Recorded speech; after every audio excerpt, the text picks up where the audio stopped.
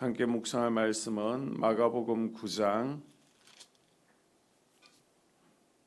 30절에서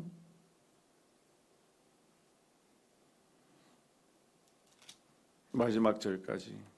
그곳을 떠나 갈릴리 가운데로 지날새 예수께서 아무에게도 알리고자 아니하시니 이는 제자들을 가르치시며 또 인자가 사람들의 손에 넘겨져 죽임을 당하고 죽은 지 3일 만에 살아나리라 하는 것을 말씀하셨기 때문이더라. 그러나 제자들은 이 말씀을 깨달지 못하고 묻기도 두려워하더라.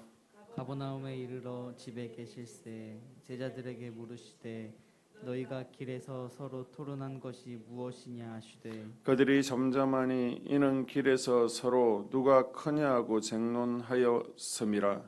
예수께서 앉으사 12제자를 불러 이르시되 누구든지 첫째가 되고자 하면 무사람의 끝이 되며 무사람을 섬기는 자가 되어야 하리라 하시고 어린아이 하나를 데려다가 그들 가운데 세우시고 앉으시며 제자들에게 이르시되 누구든지 내 이름으로 이런 어린아이 하나를 영접하면 곧 나를 영접함이요 누구든지 나를 영접하면 나를 영접함이 아니요 나를 보내신 이를 영접함이니라. 요한이 예수께 여짜오되 선생님 우리를 따르지 않는 어떤 자가 주의 이름으로 귀신을 내쫓는 것을 우리가 보고 우리를 따르지 아니함으로 금하였나이다. 예수께서 이르시되 금하지 말라. 내 이름을 의탁하여 능한 일을 행하고 즉시로 나를 비방할 자가 없느니라. 우리를 반대하지 않는 자는 우리를 위하는 자니라. 누구든지 너희가 그리스도에게 속한 자라 하여 물 한 그릇이라도 주면 내가 진실로 너희에게 이르노니 그가 결코 상을 잃지 않으리라. 또 누구든지 나를 믿는 이 작은 자들 중 하나라도 실족하게 하면 차라리 연자 맷돌이 그 목에 매어 바다에 던지는 것이 나으리라. 만일 내 손이 너를 범죄하게 하거든 찍어내버리라.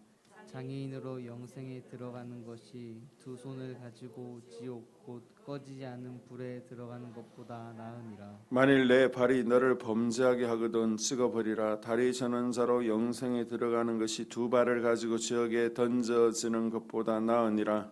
만일 내 눈이 너를 범죄하게 하거든 빼어버리라.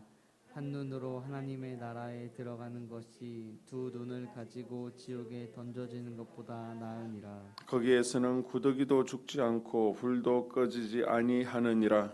사람마다 불로써 소금 치듯 함을 받으리라. 소금은 좋은 것이로되 만일 소금이 그 맛을 잃으면 무엇으로 이를 짜게 하리요. 너희 속에 소금을 두고 서로 화목하라 하시니라. 아멘.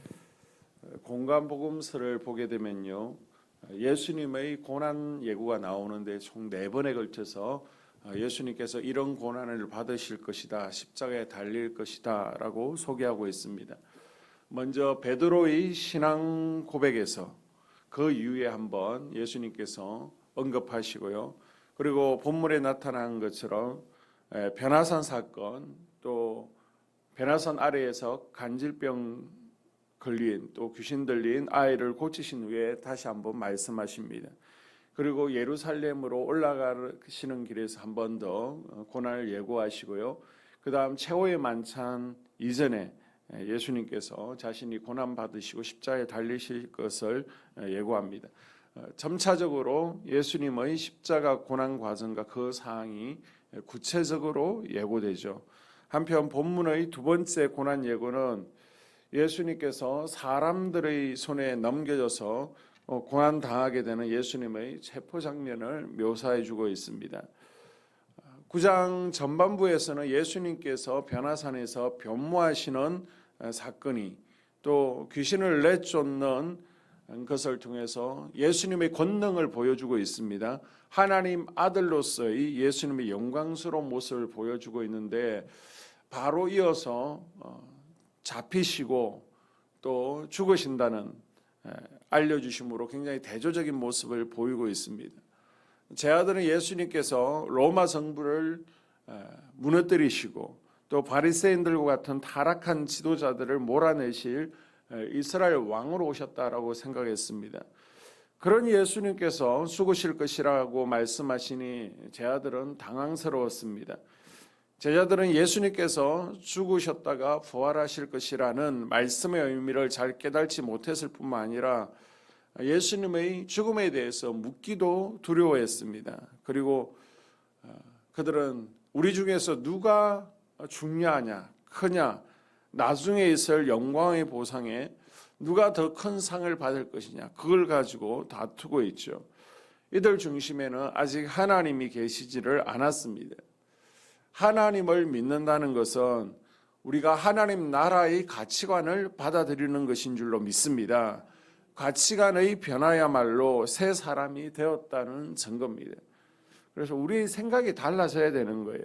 삭개오가 예수님을 만난 후에 가치관이 달라지고 행동이 변화된 것처럼 오늘 하루도 우리의 삶의 변화를 통해서 또 그리스도를 증거하는 복된 하루가 될 수 있기를 주님의 이름으로 부탁드립니다. 자, 38절에서 50절까지를 보게 되면 독성과 범죄에 대해서 예수님께서 교훈하시는 내용들이 나오고 있는데요. 자, 앞단락에서 제자들의 이런 논쟁을 들으시고 이들이 가지고 있는 헛된 야망에 대해서 책망하시죠. 그러면서 하나님 나라 가치관을 가질 것을 당부하셨습니다. 그리고 나서 제자 요한과 이들이 예수님의 제자들이 예수님께 와서 우리를 따르지 않는 이가 기적을 행하고 있기에 그것을 막았습니다. 우리를 따르려고 했는데 따르지 않기에 더 이상 하나님의 능력으로 이적을 행하지 못하도록 했습니다. 라고 자랑스럽게 38절에 말하죠. 그때 예수님께서는 이 기적을 막지 말라라고 하십니다. 예수님께서는 비록 우리와 똑같은 행동을 하지 않을지라도 다른 사람에 대해서 좀 더 관대할 것을, 그리고 또 포용적인 자세를 가질 것을 말씀하고 있습니다. 그렇다고 다른 사람에 대한 관대한 포용력이 타협주의나 그리고 또 혼합주의로 흐르지 않도록 경계할 것을 말씀하시죠. 예수님께서 교훈하신 다른 사람에 대한 포용과 또 간대함이 그것 때문에 죄를 수용하거나 죄를 또 묵인하는 것으로 나아가서는 안 된다는 것입니다. 그러면서 특별히 내 영혼의 구원을 방해하는 요소에 대해서는 더 엄격해야 된다라고 말씀하시는 겁니다. 그래서 범죄하면 어떻게 하라고요? 해당 부위를 잘라버리는 것이 낫다라고 격렬한 표현을 사용하시므로 이거는 내 신체 일부를 실제로 잘라버리라는 말씀이 아니라 죄의 심각한 성질, 그리고 그 죄가 우리가 얼마나 치명적인 결과를 가져오는지 명심함으로써 이 세상에서 어떤 희생이 요구된다라고 해도 영생을 얻기 위해서 우리가 노력해야 됨을 강조해 주고 있는 것입니다. 예수님께서는 지옥을 어떻게 묘사하시죠?